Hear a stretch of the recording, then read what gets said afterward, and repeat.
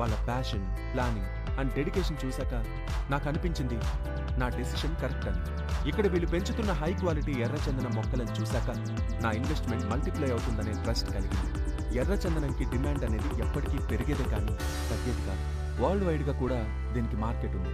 ఇక్కడ మనం చేసేది ఇన్వెస్ట్మెంట్ మాత్రమే కాదు, ఒక beautiful financial risk free life కోసం Sai properties and projects limited వాళ్ళతో కలిసి జర్నీ చేస్తున్నాం.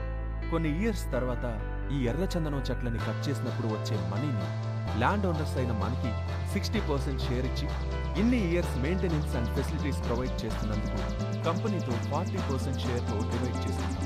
మనం కొన్న భూమి మన సొంతం అవడంతో పాటు దానిలో వేసే ఎర్రచందనం చెట్ల మీద వచ్చే ఆదాయం కోట్లలో ఉంటుంది.